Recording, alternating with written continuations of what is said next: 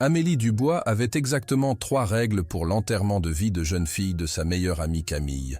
Pas de stripteaseur, pas de vidéos embarrassantes et absolument aucune tentative d'entremettage. À 29 ans, Amélie était parfaitement satisfaite d'être la dernière femme célibataire de leur groupe d'amis, malgré ce que pensèrent les autres. Un autre verre? Camille apparut au coude d'Amélie, sa couronne légèrement de travers après 2 heures de célébration. « Ça va. » Amélie leva son verre de vin à moitié plein. Le bar de l'hôtel bourdonnait d'énergie de week-end et leur groupe s'était approprié le meilleur coin, avec des canapés moelleux et une vue sur les toits de Lyon.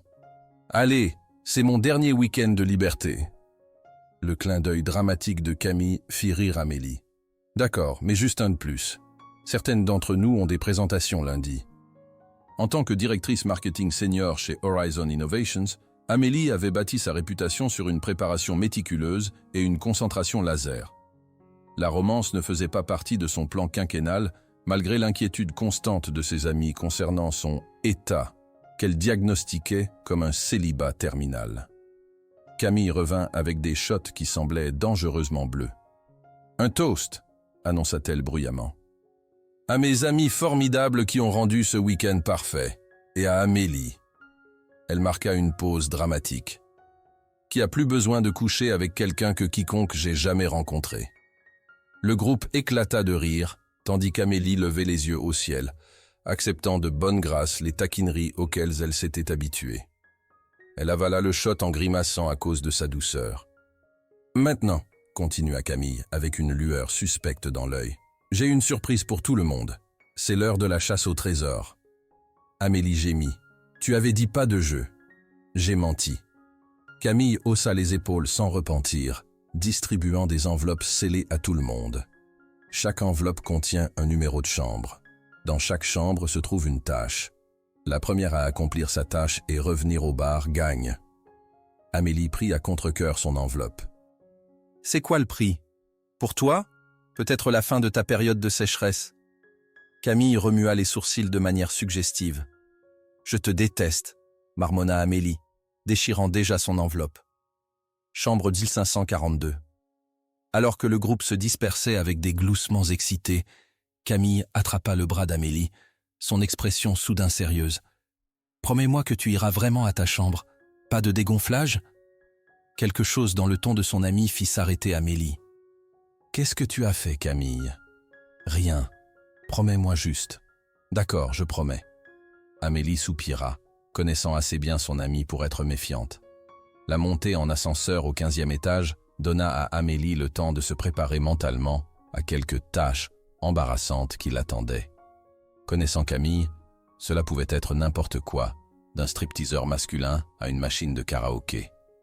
Elle trouva la chambre 1542 au bout d'un couloir silencieux.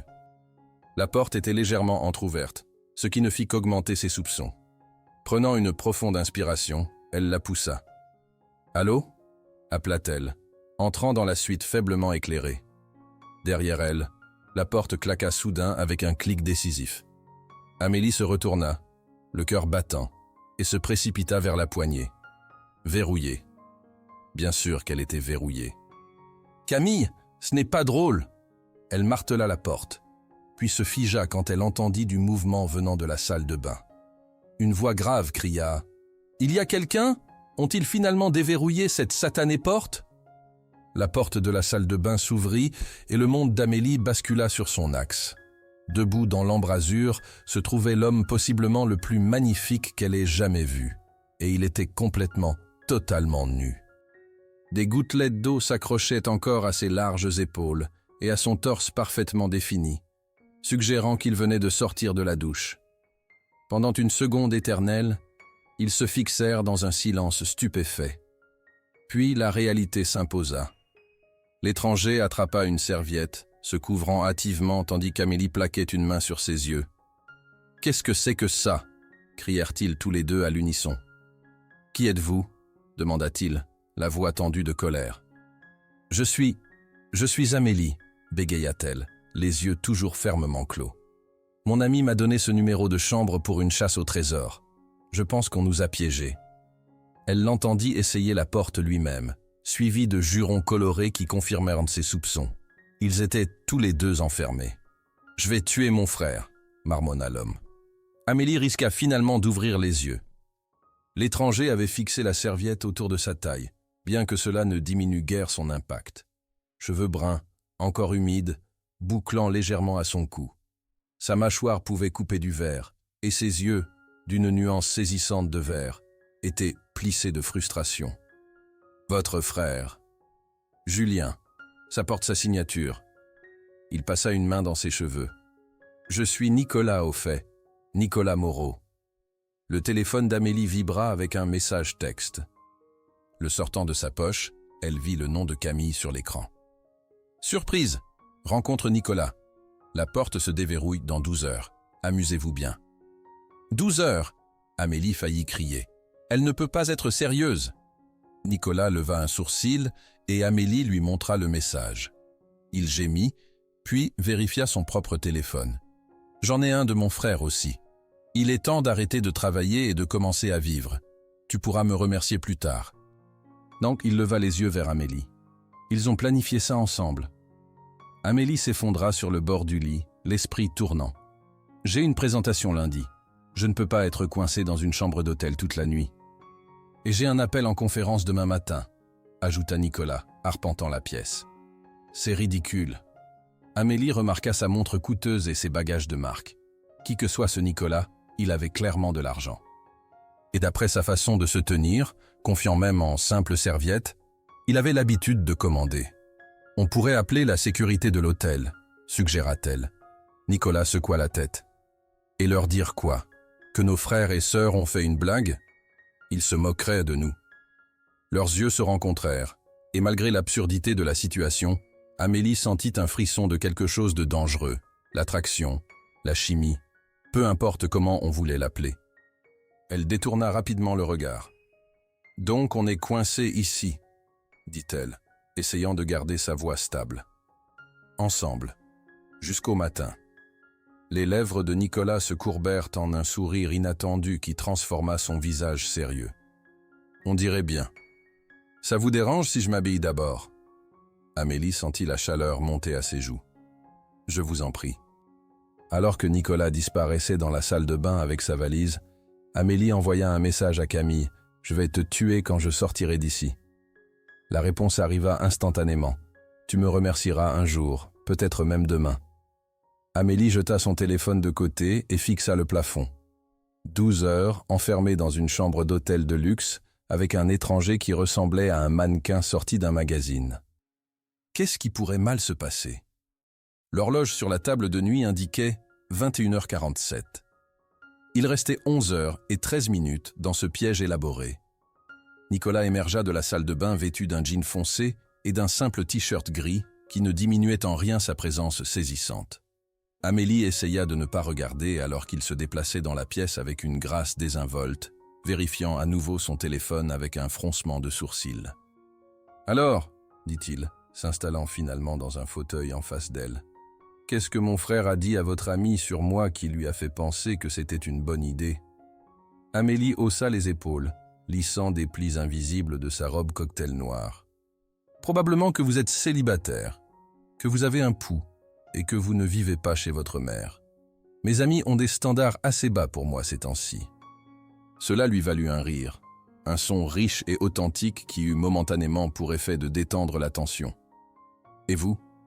Qu'est-ce que votre ami a dit à mon frère? » « Que je suis une workaholic qui n'a pas eu de vrai rendez-vous depuis 18 mois. » Amélie grimaça à cet aveu. « Mais pour ma défense, je me suis concentré sur ma carrière. » Nicolas hocha la tête pensivement. « Marketing chez Horizon Innovation. Je suis directrice marketing senior. » Quelque chose traversa le visage de Nicolas. Surprise? Peut-être reconnaissance? Mais cela disparut si rapidement qu'Amélie se demanda si elle l'avait imaginé. « Et vous ?» demanda-t-elle.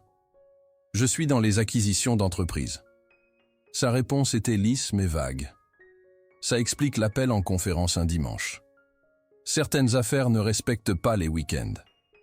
Son sourire était ironique.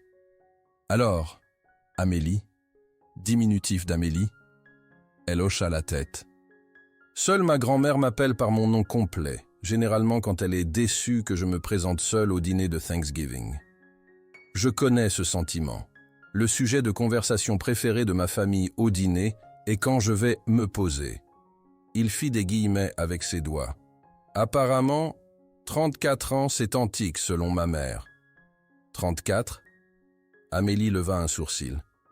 Vous ne les faites pas.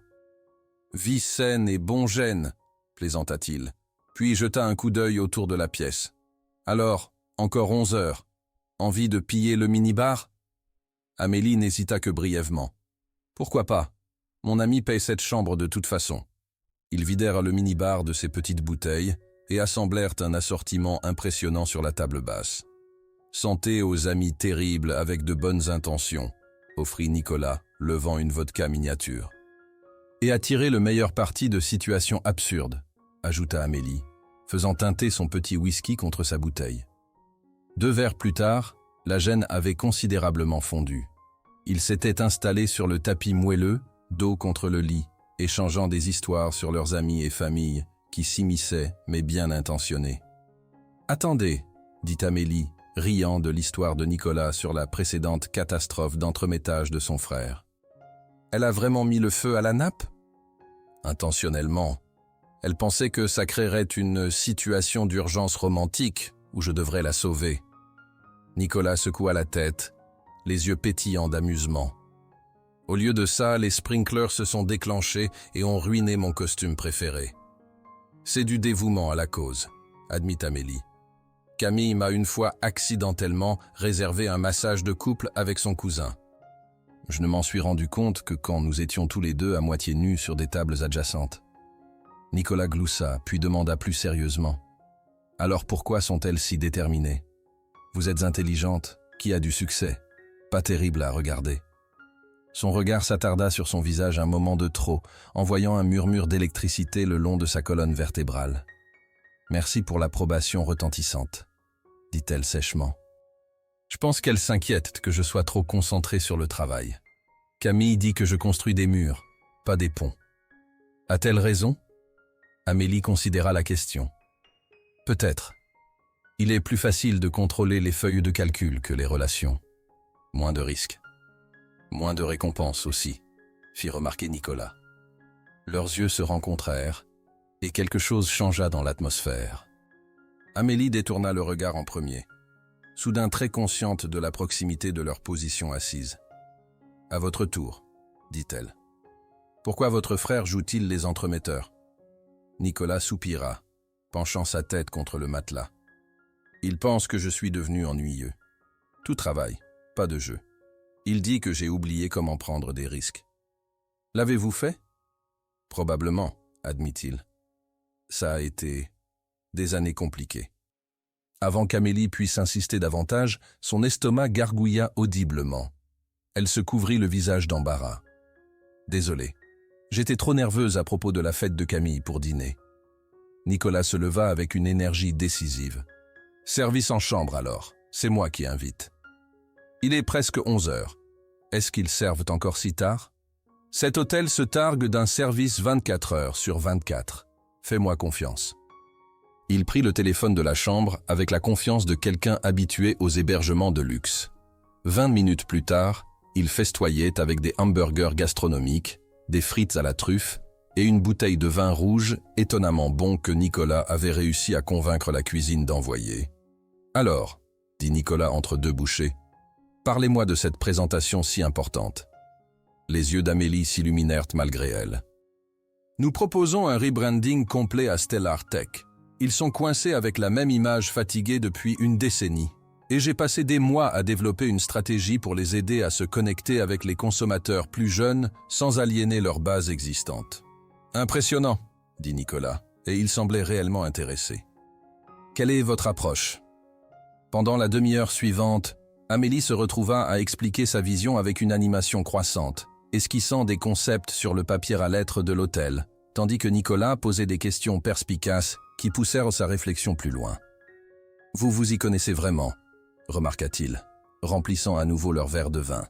« Merci. » Amélie ressentit un élan de plaisir aux compliments sincères. Et votre travail? Quel genre d'acquisition? Nicolas hésita. Diverses industries. Nous cherchons des entreprises avec du potentiel qui ont besoin des bonnes ressources pour croître. Ça ressemble à la version corporate du retournement de maison, taquina Amélie. Parfois, reconnut-il avec un demi-sourire. Bien que je préfère penser que c'est plus collaboratif que ça. Au mieux, tout le monde y gagne. Alors que la nuit progressait, leur conversation coulait des carrières aux souvenirs d'enfance, des livres préférés aux désastres de voyage. Amélie fut surprise de découvrir à quel point il était facile de parler à Nicolas, comment il écoutait attentivement ses histoires, posait des questions réfléchies et partageait ses propres expériences sans dominer la conversation. Pas possible, halta Amélie quand Nicolas mentionna un voyage de sac à dos à travers la Nouvelle-Zélande. J'ai fait le Milford Track il y a 3 ans. La vue du fjord à la fin valait chaque ampoule, finirent-ils à l'unisson, puis rire de la coïncidence. J'ai des photos, dit Amélie, prenant son téléphone. En cherchant à les trouver, elle ouvrit accidentellement son email professionnel. 20 nouveaux messages depuis qu'elle avait quitté le bureau vendredi. Désolée, dit-elle, fermant rapidement l'application. Force de l'habitude de vérifier. Un samedi soir? Nicolas leva un sourcil, dit l'homme avec un appel en conférence dimanche matin, contra-t-elle. Touché. Il fit teinter son verre contre le sien. Nous sommes peut-être exactement les workaholics qu'ils pensent que nous sommes. Il était passé 1h du matin quand ils finirent enfin de ranger les plats du service en chambre. Amélie étouffait un bâillement. Nous devrions probablement organiser les arrangements pour dormir, dit Nicolas, jetant un coup d'œil au lit king size qui dominait la pièce. Je prendrai le canapé, offrirent-ils simultanément. Le lit est immense, dit Amélie pratiquement, bien que son cœur batte un peu plus vite à cette pensée. Nous pouvons le partager, restez juste de votre côté. Je promets d'être un gentleman, dit Nicolas, la main sur le cœur avec une solennité exagérée qui fit rire Amélie. J'ai besoin de me rafraîchir, dit-elle, soudain consciente de son maquillage, qui s'était sûrement étalé après des heures de boissons et de rire. Dans la salle de bain, Amélie fixa son reflet. Ses joues étaient rouges, ses yeux brillants. Envisageait-elle vraiment de partager un lit avec un homme qu'elle venait de rencontrer? Un homme magnifique, drôle, étonnamment réfléchi, mais quand même un étranger. « Reprends-toi, Amélie », se murmura-t-elle. « C'est juste une idée », souligna-t-elle. Une distante. Pourquoi distante? Tu es au sommet de ton art. La campagne Stellar est commentée partout. Ta réputation n'a jamais été plus forte. C'est compliqué, éludait Amélie. Le timing, l'investissement financier, trouver des clients. Nicolas l'étudia un moment, la compréhension naissant dans ses yeux. Tu as peur. La simple vérité de cela l'a pris au dépourvu. Oui, admit-elle doucement. Je le suis. Il prit ses mains dans les siennes, les pouces brossant ses jointures de la façon qui la centrait toujours. C'est normal. La peur signifie que c'est important. Tu te souviens? Il y a 6 mois, ces mots lui avaient donné le courage de tenter sa chance avec eux. Maintenant, il raisonnait dans un contexte différent, professionnel plutôt que personnel, mais non moins significatif. J'ai effectivement quelques économies, musa-t-elle, se permettant de considérer la possibilité plus concrètement. Et Camille laisse entendre qu'elle voudrait se joindre comme directrice créative si je faisais jamais le saut. Tu serais incroyable, dit Nicolas avec une certitude absolue. Et je ne dis pas ça juste parce que je suis désespérément partial. Amélie rit, sentant le nœud d'anxiété dans sa poitrine commencer à se desserrer. Seulement un peu partial, j'espère. Peut-être un peu, concéda-t-il avec un sourire qui devint rapidement pensif. Tu sais, Moreau Capital a une division qui se spécialise dans le financement de start-ups. Amélie secoua immédiatement la tête. Non, absolument pas. Tu ne sais même pas ce que j'allais dire. Tu allais offrir un soutien financier et je ne peux pas accepter ça de toi. Pourquoi pas? Parce que ça doit être à moi, expliqua Amélie. Mon risque, ma récompense. Si j'échoue, ça doit être selon mes termes. Et si je réussis, ça doit être ta victoire. finit Nicolas pour elle, la compréhension dans ses yeux. Je comprends. Mais promets-moi que tu me laisseras au moins être ta caisse de résonance.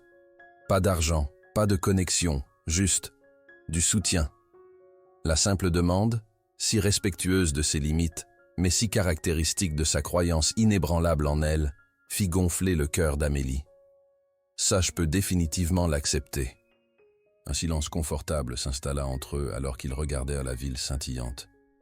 Il y a 6 mois, Amélie n'aurait jamais pu imaginer se tenir ici, professionnellement triomphante, personnellement épanouie, contemplant des risques qui auraient autrefois semblé impensables. « Danse avec moi », dit soudain Nicolas, alors que le quatuor entamait une mélodie lente et romantique. « Ici ? Maintenant ?» Amélie jeta un coup d'œil aux associés d'affaires et aux acteurs de l'industrie qui les entouraient.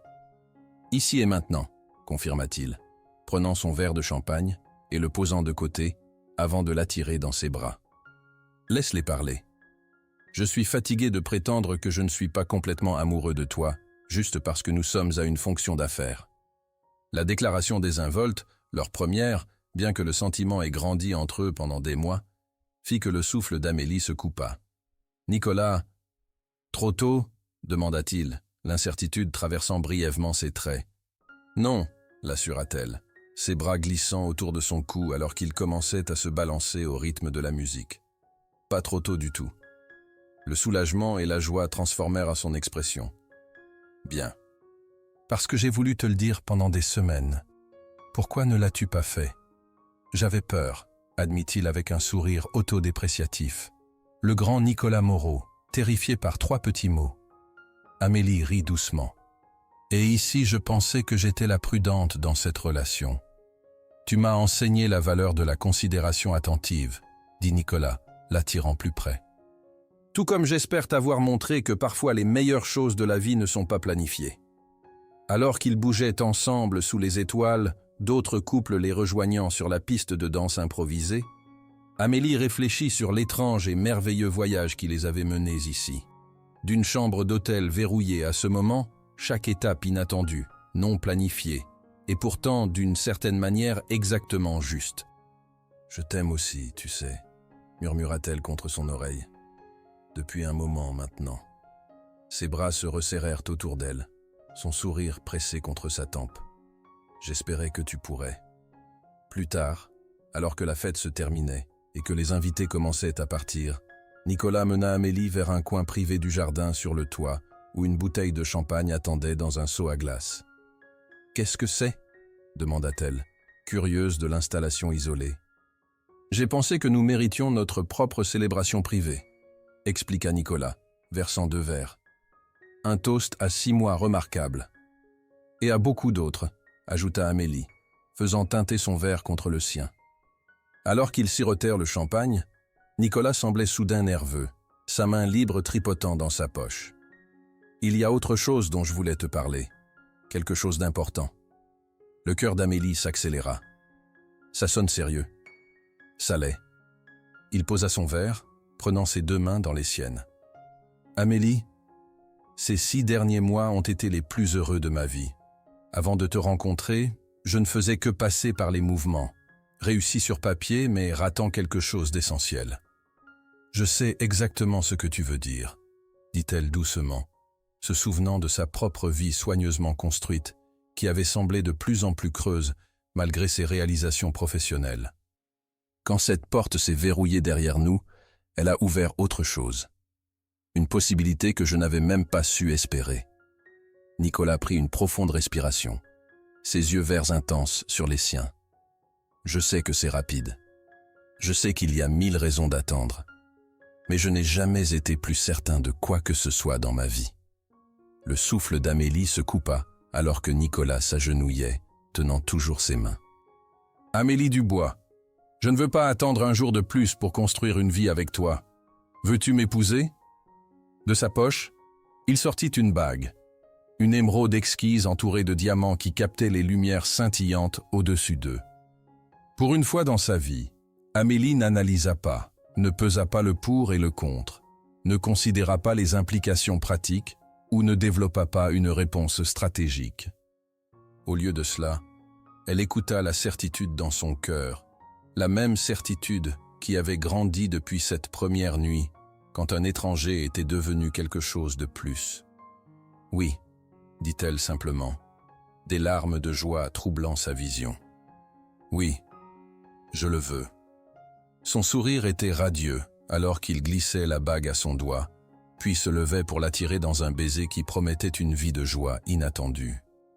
Près d'eux, une petite commotion éclata quand Camille, qui avait clairement regardé depuis derrière un palmier en pot, perdit l'équilibre d'excitation et faillit renverser un serveur. « Je le savais !» cria-t-elle, se précipitant pour les embrasser tous les deux.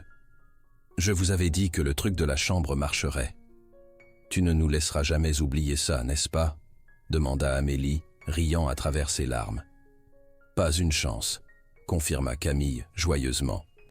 « Je m'attends à ce que ce soit mentionné de manière proéminente dans vos vœux de mariage. » Alors que les amis se rassemblaient autour d'eux avec des félicitations et des célébrations, Amélie leva les yeux vers Nicolas, son commencement inattendu, son avenir non planifié, et ressentit une certitude qui transcendait toute stratégie qu'elle aurait pu concevoir. Parfois, le chemin que vous planifiez n'est pas le chemin dont vous avez besoin. Et parfois, les meilleurs voyages commencent avec une porte verrouillée et un cœur ouvert. 1 an plus tard, les bureaux élégants de Dubois & Wallace Storytelling de marque bourdonnaient d'énergie créative. Des fenêtres du sol au plafond surplombaient la saône, tandis que les espaces intérieurs équilibraient minimalisme moderne, avec des touches chaleureuses et accueillantes qui reflétaient la philosophie de l'agence. Les connexions authentiques créent des histoires puissantes. Dans son bureau privé, Amélie révisa le dernier pitch deck pour leur nouveau client. Une start-up de mode durable avec des objectifs ambitieux, mais des ressources limitées. Exactement le genre de défi qu'elle avait rêvé de relever quand elle avait lancé l'agence 6 mois plus tôt. Un coup à sa porte interrompit sa concentration. Camille se pencha, l'excitation écrite sur son visage. La proposition Thomson vient d'être approuvée. Budget complet, aucune révision demandée. « C'est fantastique !» s'exclama Amélie, sincèrement ravie. La fondation Thomson représentait leur premier client majeur à but non lucratif, un projet passion pour les 2 femmes. « Aussi, ton mari est ici », ajouta Camille avec un sourire connaisseur. Paraissant énervamment beau, comme d'habitude. Amélie jeta un coup d'œil à sa montre avec surprise. « Nous ne sommes pas supposés nous retrouver pour dîner avant encore 1 heure. Dis-lui ça. » Camille s'écarta pour révéler Nicolas debout dans l'embrasure de la porte, désinvolte et élégant dans un costume anthracite malgré l'heure tardive. « Surprise, dit-il, levant un panier de pique-nique. J'ai pensé que nous pourrions dîner sur ta terrasse sur le toit au lieu de combattre les foules de restaurants. Je vais juste aller finir ce brief, Thomson, dit Camille, faisant une retraite tactique. Quand ils furent seuls, Amélie traversa vers Nicolas, se dressant sur la pointe des pieds pour l'embrasser en guise de salut. « Quelle est l'occasion spéciale? Ai-je besoin d'une pour apporter le dîner à ma brillante femme entrepreneur ?» demanda-t-il, posant le panier pour l'envelopper correctement dans ses bras. « Je suppose que non. » Amélie se nicha contre lui, s'émerveillant encore de à quel point c'était juste d'être tenue par lui, même après tout ce temps. « Mais tu donnes généralement plus de préavis.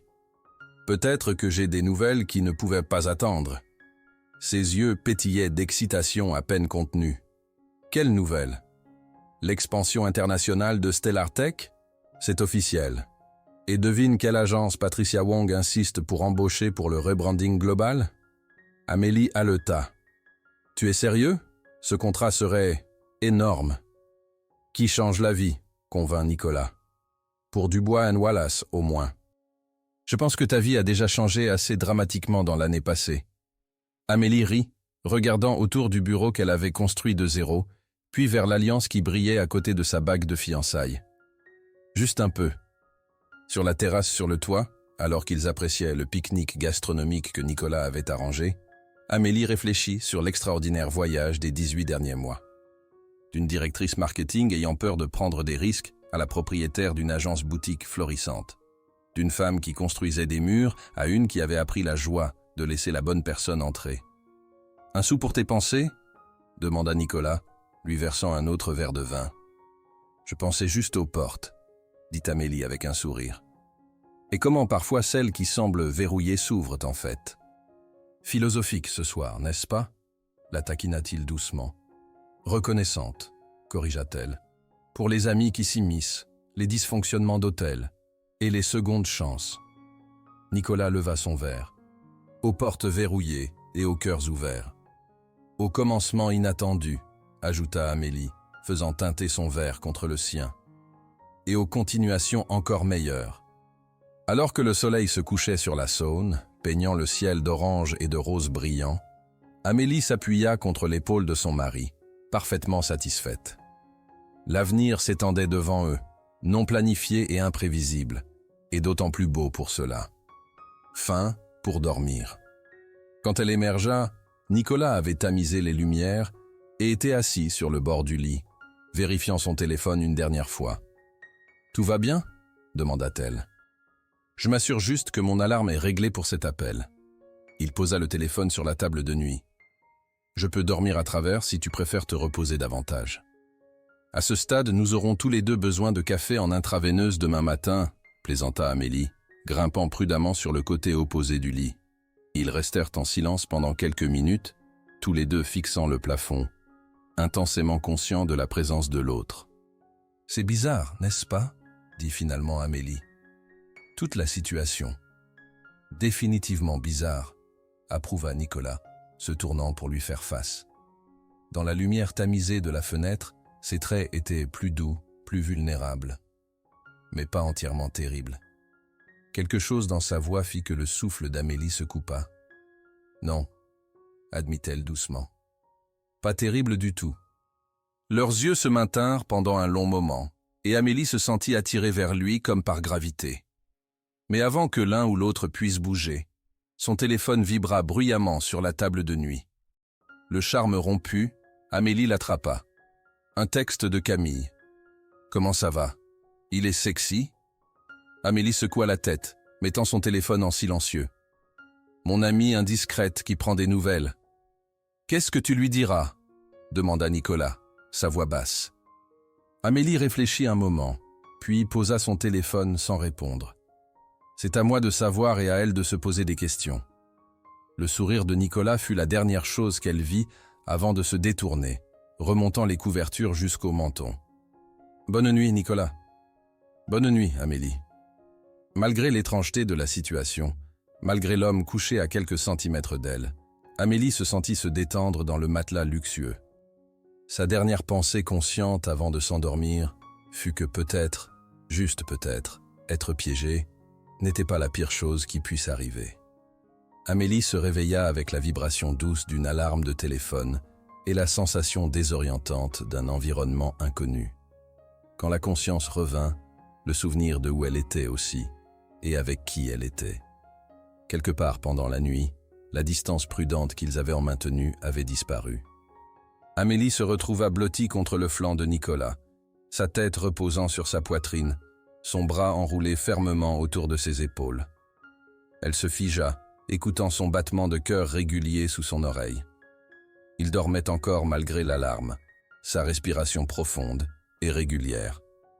Pendant un moment, elle se permit de profiter de sa chaleur, du sentiment d'être tenue après si longtemps sans un contact humain si simple. Puis la réalité s'imposa. C'était un étranger. Un étranger très attirant avec qui elle avait partagé une conversation étonnamment significative, mais quand même quelqu'un qu'elle connaissait depuis moins de 12 heures. Avec précaution, Amélie tenta de se dégager de l'étreinte.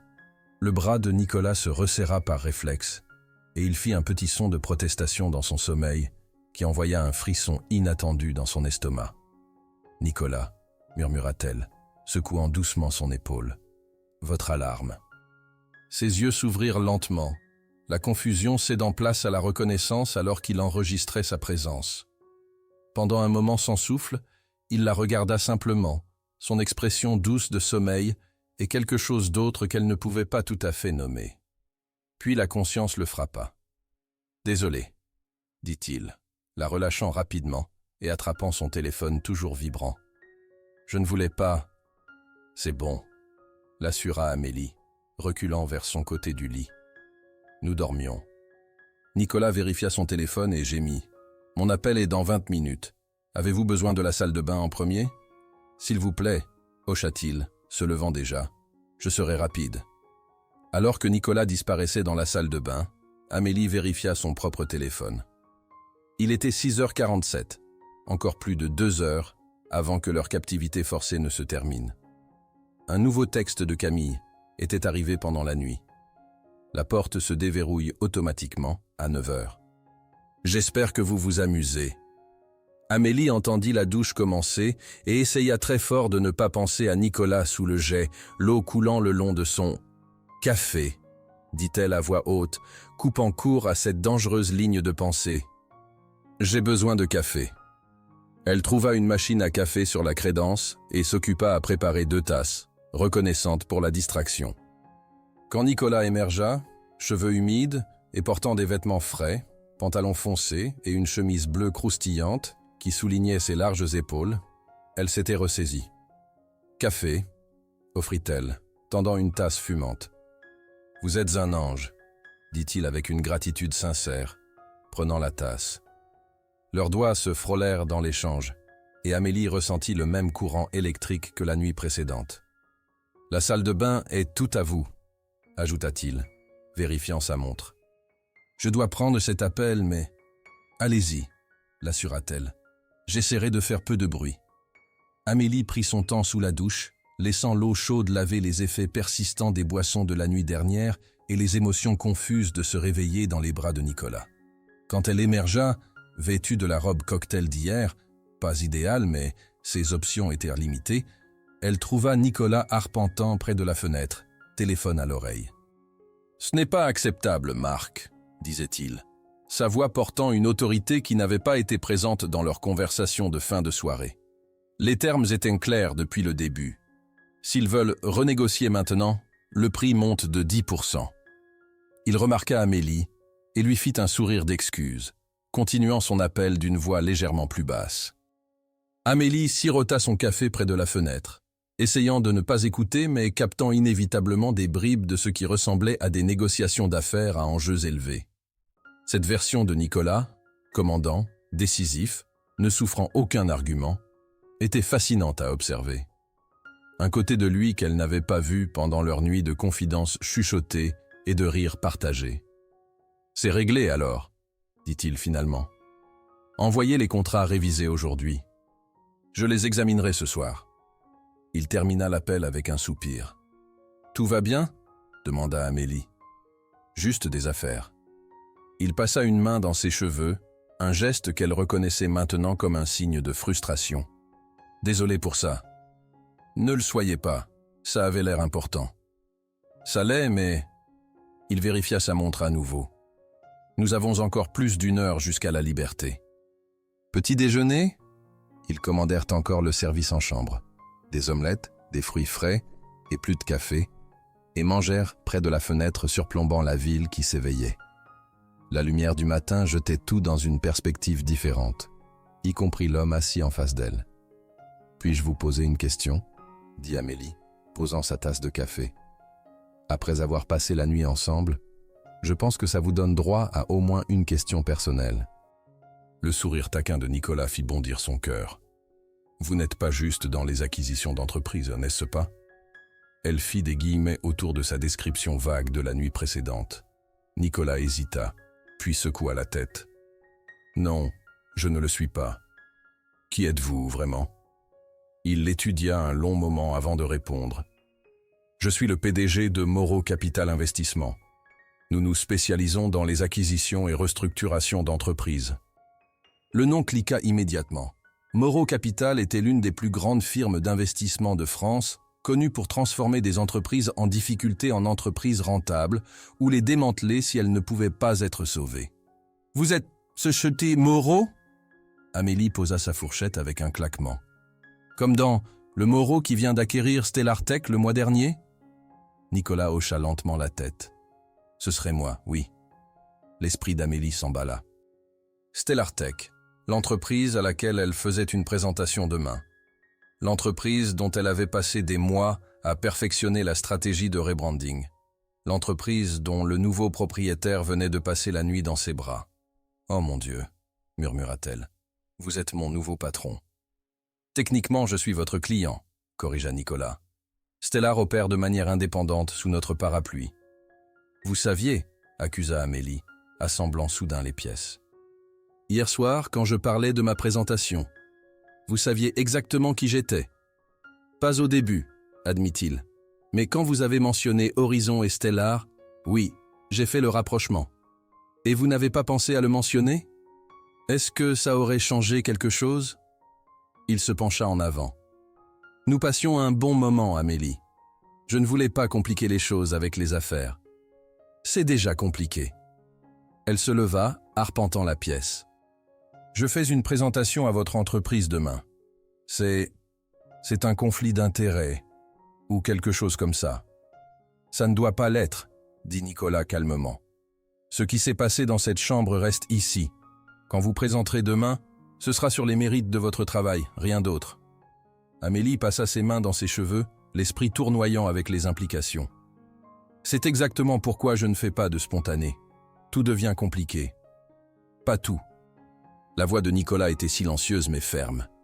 Certaines choses spontanées s'avèrent être exactement ce dont nous avons besoin. Leurs yeux se rencontrèrent à travers la pièce, et malgré son esprit rationnel qui criait prudence, Amélie sentit cette attraction encore. La connexion inexplicable qui s'était formée au-dessus des bouteilles de mini-bar partagées et des confessions de minuit. Un coup soudain à la porte interrompit le moment. « Bonjour, Monsieur Moreau, direction de l'hôtel. Nous avons été informés du dysfonctionnement de la porte. Nous sommes ici pour vous laisser sortir. » Amélie et Nicolas échangèrent des regards surpris.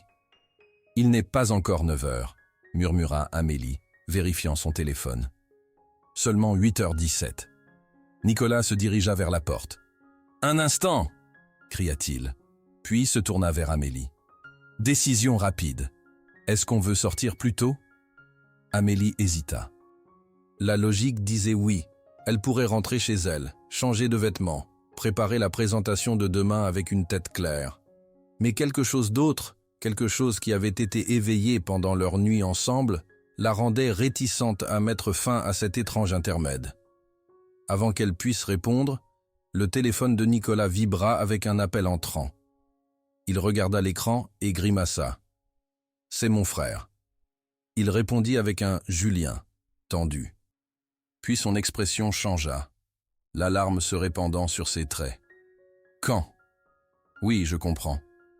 J'y serai dès que possible. » Il termina l'appel et se tourna vers Amélie, le conflit évident dans ses yeux. « C'était mon frère. Il y a une situation avec ma mère. Elle a fait une chute. Rien de mortel, » ajouta-t-il rapidement, voyant l'inquiétude d'Amélie. « Mais je dois aller la voir. »« Bien sûr, » dit Amélie immédiatement. « Faisons ouvrir cette porte. » Nicolas hocha la tête avec gratitude, puis cria au personnel de l'hôtel. « S'il vous plaît, déverrouillez-la, il y a une urgence. » En quelques instants, un directeur en uniforme avait ouvert la porte, s'excusant abondamment pour le dysfonctionnement. Nicolas le remercia avec l'autorité aisée de quelqu'un habitué à être servi, puis se tourna vers Amélie. « Je dois y aller, » dit-il, rassemblant déjà ses affaires. « Je comprends. » Amélie ressentit une pointe surprenante de déception, même en se disant que c'était pour le mieux. Nicolas s'arrêta à la porte, le conflit clair sur son visage. « À propos de la présentation de demain. »« Ne le faites pas, » interrompit Amélie. « Vous aviez raison avant, cela ne change rien professionnellement.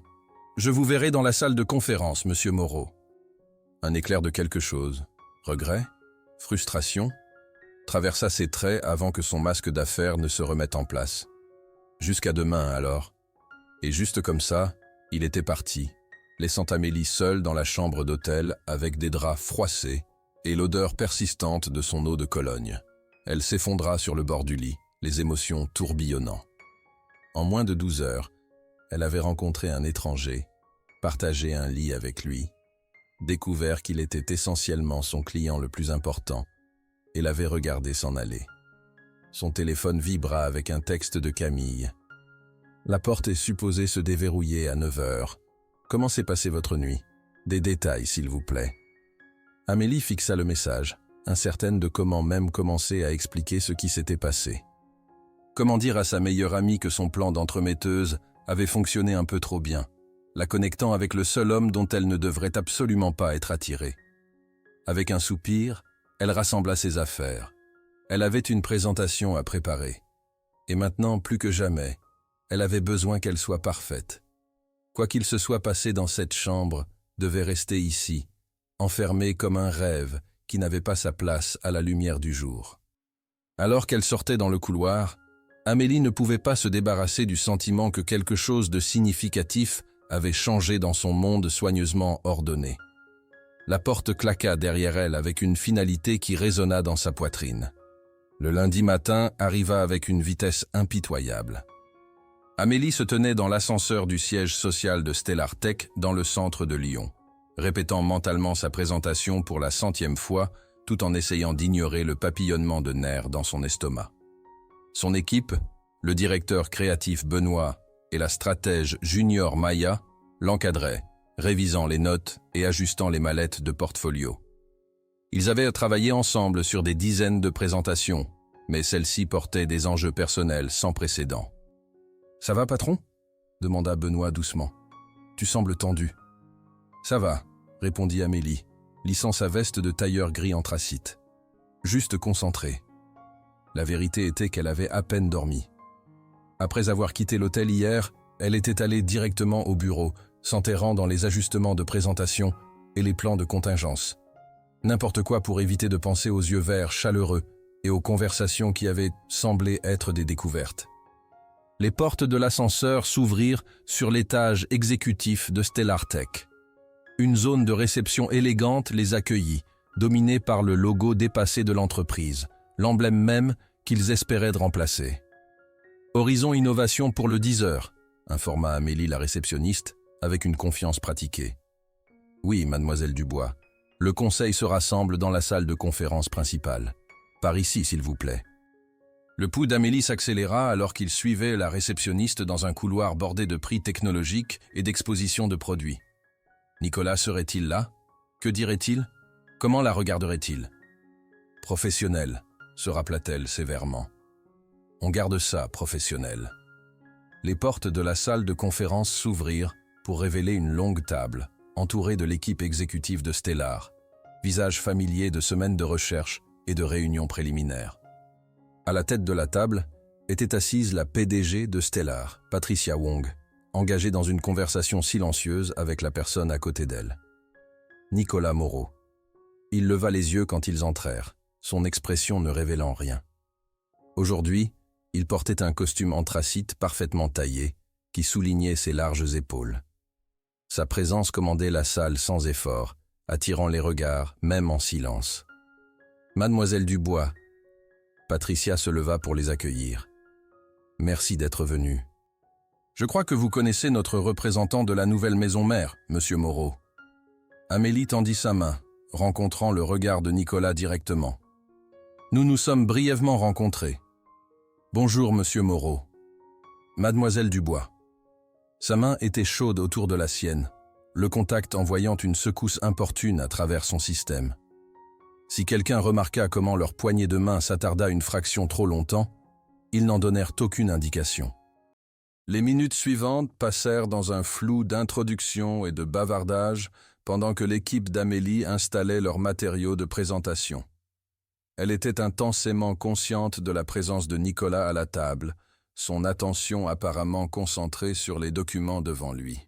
« Quand vous serez prête, mademoiselle Dubois », dit finalement Patricia.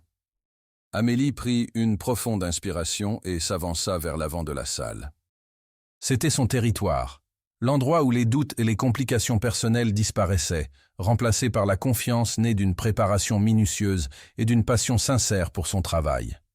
Stellar Tech se trouve à un carrefour, commença-t-elle, sa voix stable et claire. Pendant 15 ans, vous avez été des pionniers dans les solutions logicielles d'entreprise. Mais la perception n'a pas suivi l'innovation. Aujourd'hui, nous sommes ici pour changer ça. Alors qu'elle progressait dans la présentation, décrivant leur stratégie complète pour repositionner Stellar sur le marché, Amélie se sentit trouver son rythme. C'était ce qu'elle faisait de mieux, racontait des histoires de marques convaincantes qui connectaient avec les audiences.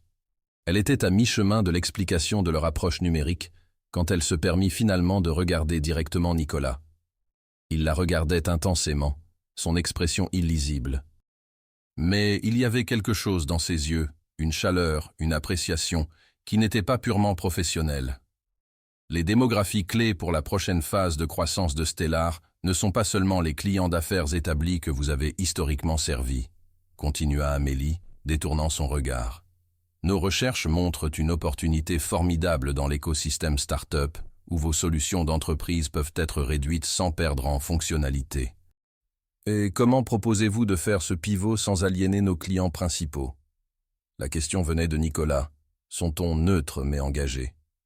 C'était exactement la question pour laquelle elle s'était préparée. En fait, elle l'avait imaginé la poser après qu'il ait partagé sa philosophie d'affaires pendant leur nuit ensemble. Le souvenir apporta une chaleur inattendue à ses joues. En soulignant la continuité aux côtés de l'innovation, répondit Amélie en douceur. Notre cadre de messagerie préserve la confiance que vous avez construite tout en introduisant un nouveau langage visuel qui plaît aux décideurs plus jeunes. Elle fit signe à Benoît, qui avança les diapositives pour révéler leur rebranding proposé. Un logo élégant et modernisé qui maintenait des éléments reconnaissables de l'héritage de Stellar, tout en introduisant de nouveaux éléments dynamiques. Des murmures d'appréciation ondulèrent autour de la table. Même Patricia, connue pour son visage de poker, semblait impressionnée. « Nous ne suggérons pas l'abandon de vos valeurs fondamentales », souligna Amélie. « Plutôt, nous proposons une évolution qui honore votre passé tout en revendiquant votre avenir. » La présentation continua pendant encore 20 minutes, couvrant les calendriers de mise en œuvre, les considérations budgétaires et les résultats attendus. Tout au long, Amélie maintint son comportement professionnel, même si sa conscience de la présence de Nicolas ne diminua jamais. « Merci, mademoiselle Dubois », dit Patricia quand ils eurent fini. C'était certainement complet. « Nous aurons besoin de temps pour discuter en interne », ajouta un autre cadre. « Mais je suis impressionné par la direction. »« Bien sûr !» Amélie hocha la tête, rassemblant ses matériaux tandis que Benoît et Maya distribuaient des résumés imprimés. « Nous apprécions votre considération. » Alors que la réunion se terminait, les cadres filtrèrent avec des poignées de main et des plaisanteries. Amélie emballait sa tablette quand elle réalisa que Nicolas était resté en arrière, ostensiblement révisant des notes. Quand ils furent finalement seuls, il parla. C'était un excellent travail. Merci. Amélie garda son attention sur l'organisation de sa mallette de portfolio. Amélie. Quelque chose dans sa voix la fit lever les yeux. À propos d'hier. C'est bon, l'interrompit-elle. Vous aviez une urgence familiale. Comment va votre mère? Elle va bien, entorse mineure, plus effrayée que blessée. Il se rapprocha, baissant sa voix. Mais ce n'est pas de ça que je voulais parler. Le cœur d'Amélie martelait dans sa poitrine. Monsieur Moreau, je pense que nous avons convenu que ce qui s'est passé reste séparé des affaires. Et je le pensais, l'assura-t-il. Votre proposition sera évaluée purement sur ses mérites, qui, pour mémoire, sont substantiels. Alors de quoi y a-t-il à discuter? Nicolas hésita, une incertitude peu caractéristique traversant ses traits. Peut-être de ce qui se passe après les heures d'affaires? Avant qu'Amélie puisse répondre, la porte s'ouvrit quand Maya revint chercher un carnet oublié. Amélie recula immédiatement, mettant une distance professionnelle entre elle et Nicolas. « Prête quand tu veux, Amélie, » dit Maya, soit ratant, soit ignorant poliment la tension dans la salle. « Juste derrière toi, » répondit Amélie, reconnaissante pour l'interruption. Elle se tourna vers Nicolas avec son sourire le plus professionnel. « Merci pour votre temps, monsieur Moreau. » Ses yeux tinrent les siens pour un moment chargés. « Nous serons en contact, mademoiselle Dubois. » Dans l'ascenseur descendant, Benoît lui jeta un regard curieux. Moreau semblait impressionné. « Il est difficile à lire, » dévia Amélie, fixant les numéros d'étage descendants. « Peut-être, mais j'ai vu comment il vous regardait pendant la présentation, comme si vous étiez la seule personne dans la salle. » La poitrine d'Amélie se serra. Était-ce si évident? « Il est juste minutieux, » insista-t-elle.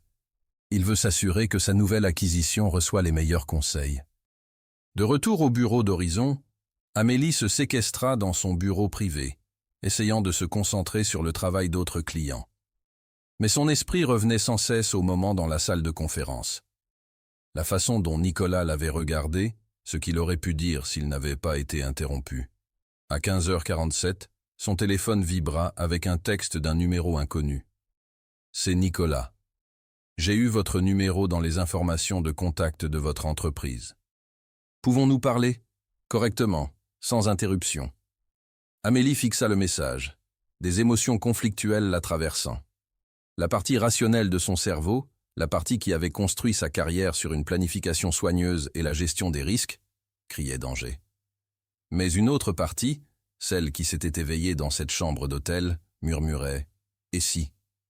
Alors qu'elle débattait sa réponse, son email sonna avec un nouveau message. De Patricia Wong, chez Stellar Tech. Objet. Décision de proposition de rebranding. Le cœur d'Amélie s'arrêta. C'était rapide. Trop rapide.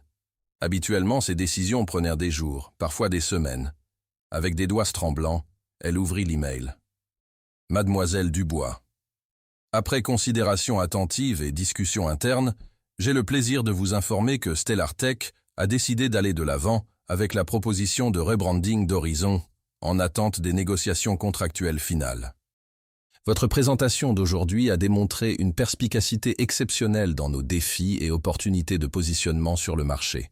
Le Conseil a été particulièrement impressionné par votre stratégie pour faire le pont entre notre base de clients établis et les marchés émergents. Notre équipe juridique contactera la vôtre pour commencer le processus de contractualisation. Nous attendons avec impatience un partenariat productif. Cordialement, Patricia Wong, PDG, Stellar Tech. Le soulagement traversa Amélie, suivi rapidement par la fierté professionnelle. Ils avaient gagné le contrat, l'un des plus gros de l'histoire d'Horizon. Son équipe serait extatique, mais sous sa satisfaction se cachait l'incertitude. Nicolas avait-il influencé la décision ? Le timing de son texte et de l'email d'acceptation semblait trop coïncidental.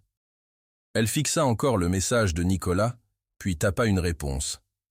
« Félicitations pour la décision rapide. Avez-vous eu quelque chose à voir avec ça ?» Sa réponse arriva presque immédiatement.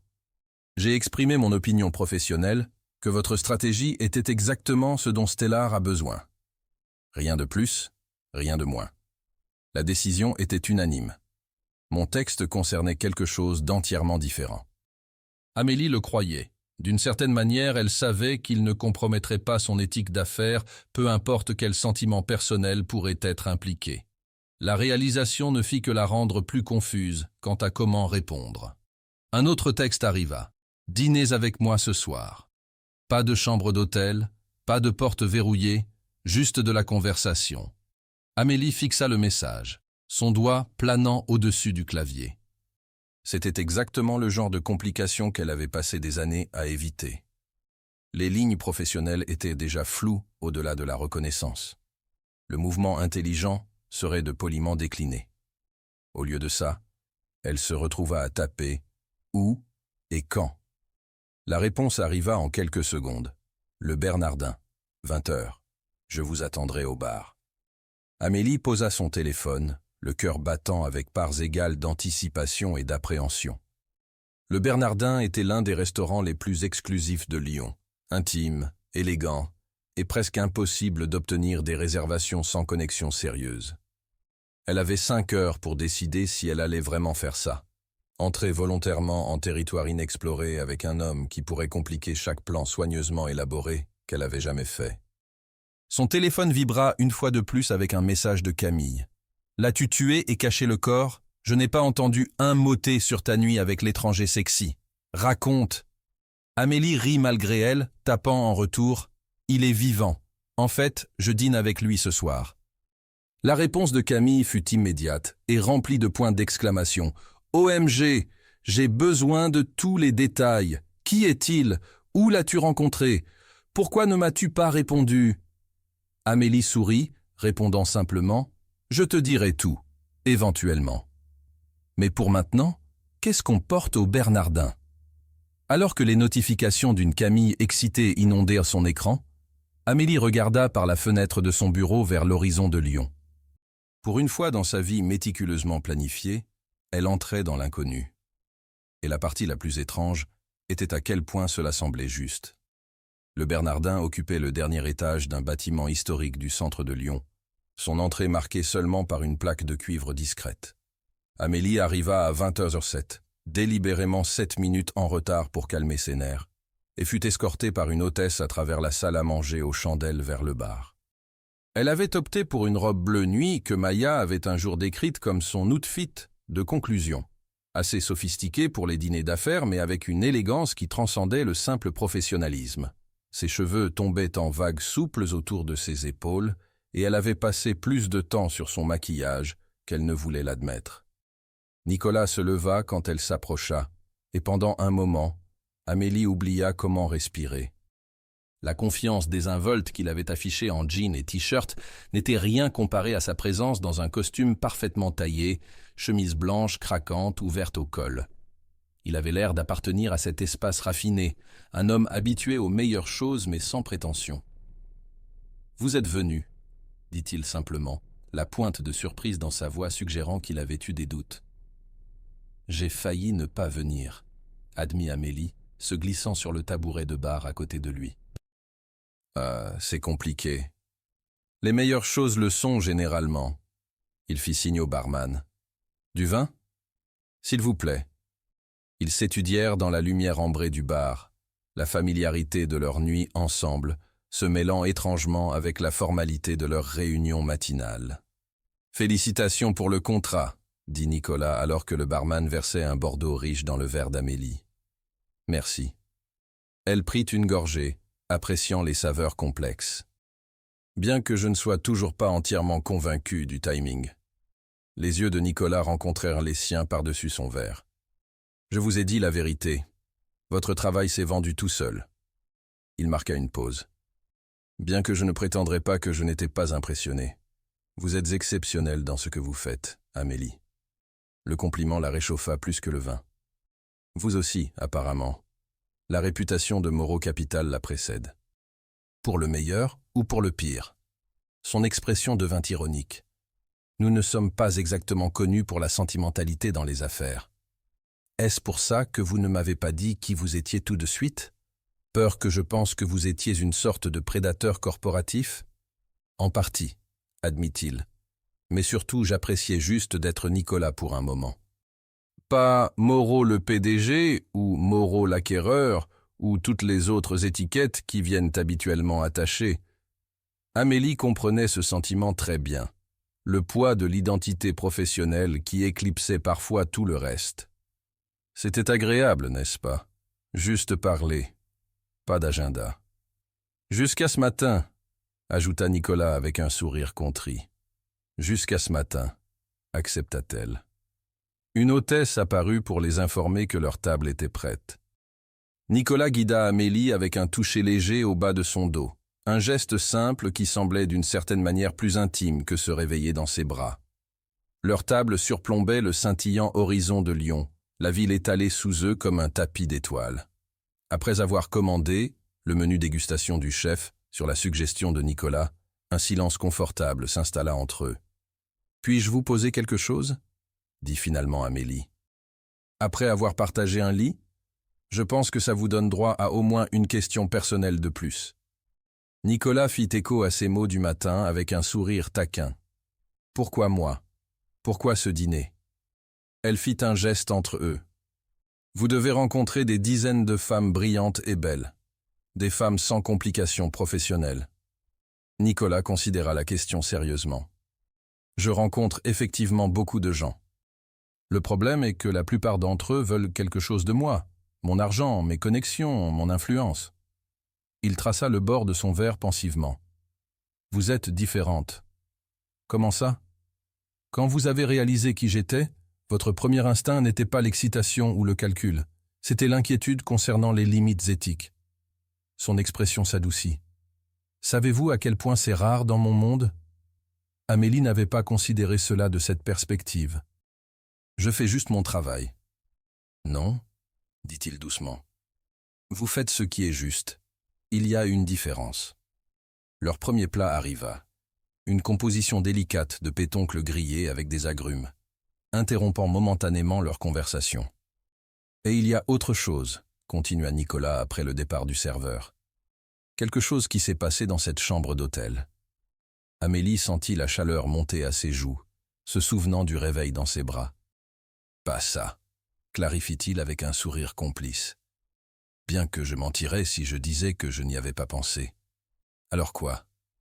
Vous souvenez-vous m'avoir parlé de l'escalade du Machu Picchu? Comment le guide a abandonné votre groupe et vous avez mené tout le monde en sécurité dans une tempête de pluie ?» Amélie hocha la tête, surprise qu'il se soit souvenu d'une histoire qu'elle avait partagée alors qu'ils étaient plusieurs bouteilles de minibar dans la nuit.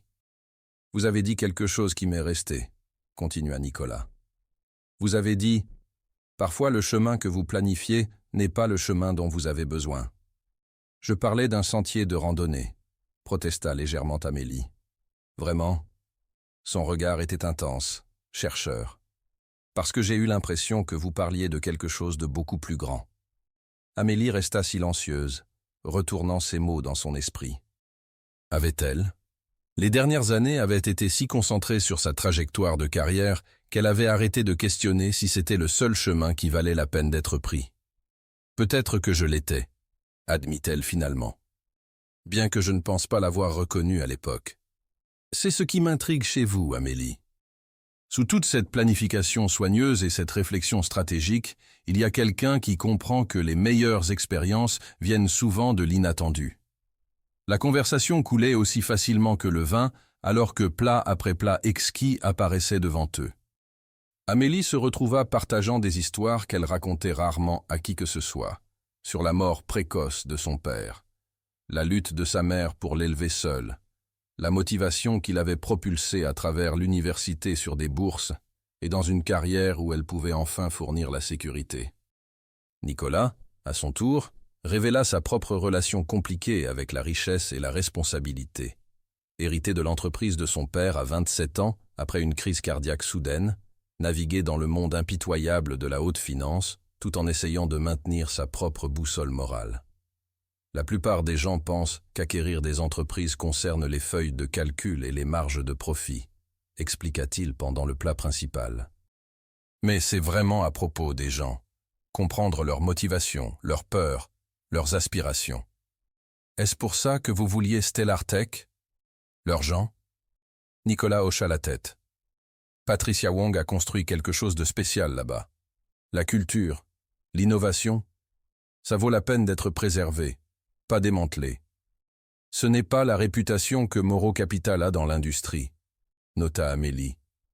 Je sais, reconnut-il avec une grimace. Mes premières années à la barre. J'ai pris des décisions dont je ne suis pas fier.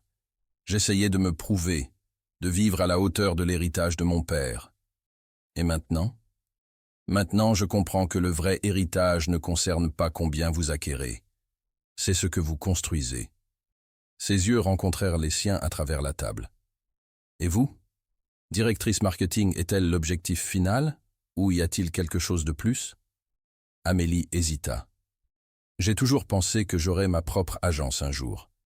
Quelque chose de boutique, concentré sur les clients qui veulent de faire une vraie différence. Pourquoi ne l'avez-vous pas fait? La question était douce mais directe, coupant au cœur de quelque chose qu'Amélie reconnaissait rarement, même à elle-même. La peur, admit-elle, le mot semblant étrange sur sa langue. La sécurité a toujours été importante pour moi. Repartir de zéro signifie risquer tout ce que j'ai construit. Certains risques valent la peine d'être pris, dit Nicolas doucement. Le poids de ces mots traîna entre eux alors que le dessert arrivait. Une création au chocolat décadente que le serveur décrivit en détails élaborés avant de les laisser seuls à nouveau. « Puis-je vous dire quelque chose ?» demanda Nicolas, son expression soudain sérieuse. « Quelque chose que je n'ai jamais dit à personne d'autre. » Amélie hocha la tête, intriguée par ce changement. La nuit où nous nous sommes rencontrés n'était pas entièrement un accident. Elle posa sa fourchette à dessert. « Que voulez-vous dire ?» Julien m'a effectivement enfermé dans cette chambre comme une blague. Cette partie était réelle. Mais il n'a pas coordonné au hasard avec votre amie Camille. Nicolas prit une respiration. Je vous avais vu avant, à la réunion préliminaire avec l'équipe marketing de Stellar le mois dernier. Amélie fouilla sa mémoire. Je ne me souviens pas que vous étiez là. Je n'étais pas officiellement. J'observais depuis le fond, gardant un profil bas pendant que je décidais encore si acquérir l'entreprise. Son regard était stable sur le sien. Vous commandiez cette salle. Votre passion pour votre travail, votre intelligence, c'était captivant. Donc, vous avez orchestré notre rencontre? Amélie sentit un éclair d'inquiétude. Non, dit Nicolas fermement. J'ai mentionné à Julien que j'avais rencontré une femme intéressante à une réunion d'affaires. Il a insisté pour les détails que j'ai refusé de donner. Puis il a découvert par des contacts de l'industrie qui vous étiez, découvert que votre ami avait un enterrement de vie de jeune fille au même hôtel où je séjournais. Et le reste appartient à l'histoire, finit Amélie, incertaine de comment se sentir concernant cette révélation. Je ne savais pas que ce serait vous à cette porte, souligna Nicolas. J'espérais juste que ça pourrait l'être. L'admission traîna entre eux, compliquée et étrangement touchante. Êtes-vous en colère? Demanda-t-il après un moment de silence. Amélie considéra la question. Je devrais l'être, reconnut-elle. Mais d'une certaine manière, je ne le suis pas. Peut-être parce que quel que soit le plan qui nous a réunis, ce qui s'est passé après était réel. Le soulagement adoucit ses traits. Ça l'était. Chaque conversation, chaque moment. Alors qu'il finissait le dessert, le restaurant commença à se vider, l'heure devenant tardive. Ni l'un ni l'autre ne semblait pressé de terminer la soirée, s'attardant sur l'espresso et les confidences partagées. Il y a quelque chose que je me demandais, dit Amélie, alors que Nicolas faisait signe pour l'addition. Cette première nuit, quand vous avez réalisé qui j'étais professionnellement, pourquoi ne me l'avez-vous pas dit alors? Honnêtement, j'appréciais juste d'être Nicolas et Amélie. Pas de moraux capital, pas d'horizon innovation, juste deux personnes qui se connectaient. Il signa l'addition sans regarder le total. Et peut-être que j'avais peur. Vous? Peur. Qu'une fois que les affaires entreraient dans l'équation, vous vous fermeriez. Construiriez ces murs dont votre ami Camille a parlé. Son sourire était doux mais connaisseur. Je voulais plus de temps avant que ça arrive. La vérité de son observation frappa Amélie avec une force inattendue. C'était exactement ce qu'elle aurait fait, ce qu'elle avait passé des années à faire chaque fois que le personnel et le professionnel menaçaient de se croiser. À l'extérieur du restaurant, la nuit de printemps était étonnamment douce, les rues encore vivantes avec l'énergie qui faisait pulser Lyon même à minuit. « Puis-je vous raccompagner chez vous ?»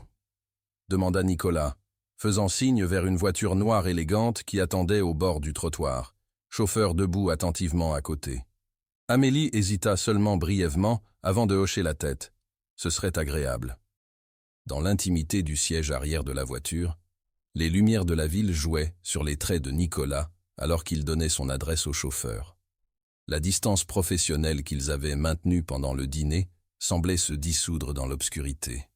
La conscience l'un de l'autre accrue par la proximité. « Merci pour ce soir », dit Amélie doucement. C'était inattendu. Dans le bon sens, j'espère. Dans le très bon sens. Sa main trouva la sienne dans l'espace entre eux, les doigts s'entrelaçant avec une naturalité qui défiait le peu de temps qu'ils s'étaient reconnus. Ils roulèrent en silence confortable, la pression douce de son pouce traçant des cercles sur sa peau, disant plus que les mots ne pourraient.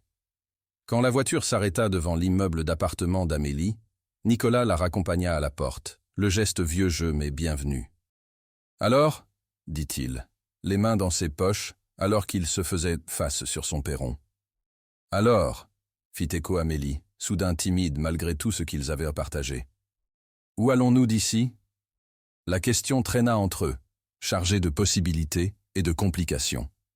Limites professionnelles, désirs personnels, prudence rationnelle et connexion irrationnelle, tout se heurtant dans l'espace d'un battement de cœur. « Je ne sais pas », admit Amélie.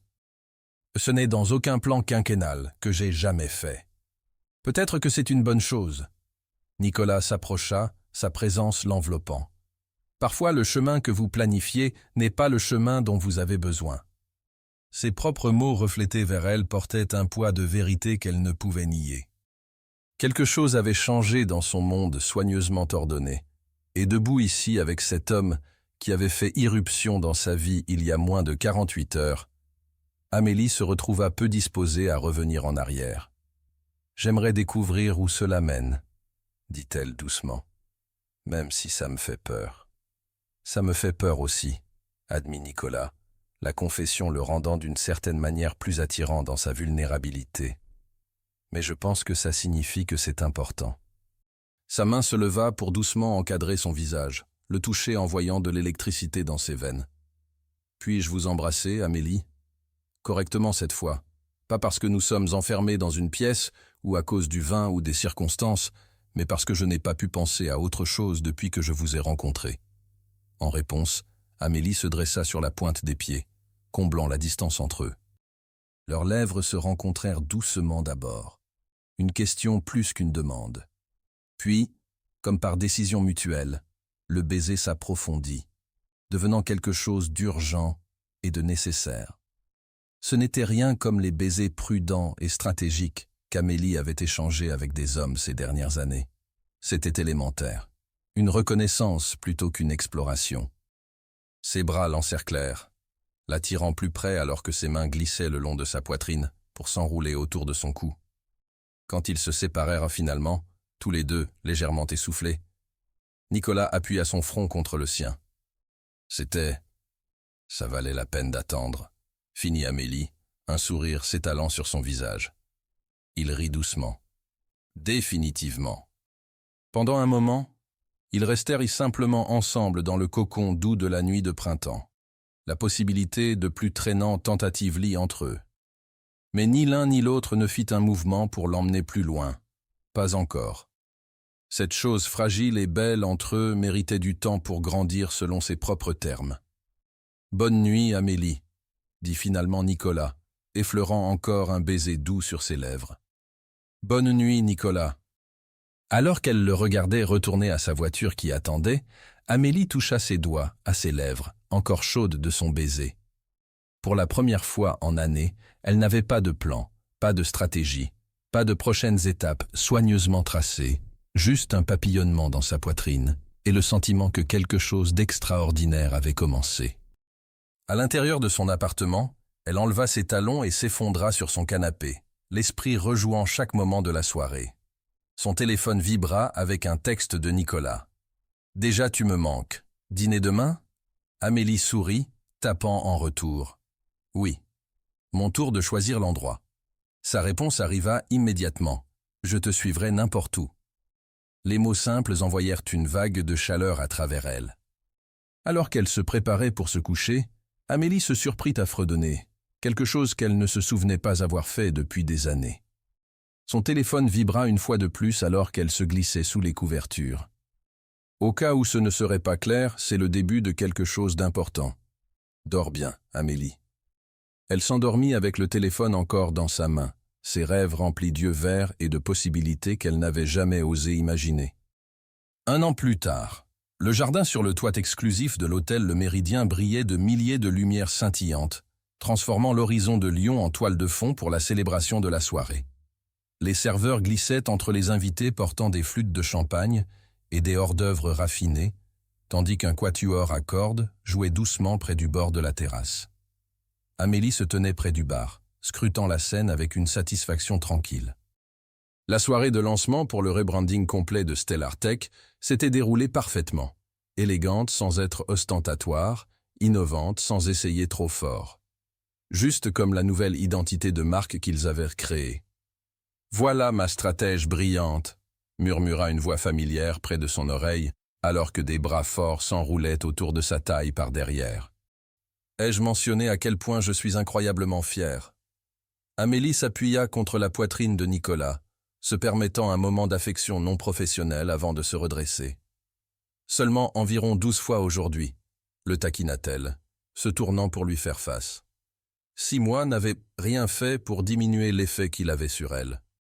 Si quelque chose, le connaître, vraiment le connaître au-delà des premières impressions et du charme de surface, n'avait fait qu'approfondir l'attraction. Ce soir, dans un smoking parfaitement taillé qui soulignait ses larges épaules, Il était suffisant pour lui faire momentanément oublier la salle pleine de VIP de l'industrie qui les entourait. « Fais-en 13, alors », dit-il avec un sourire qui faisait encore bondir son cœur.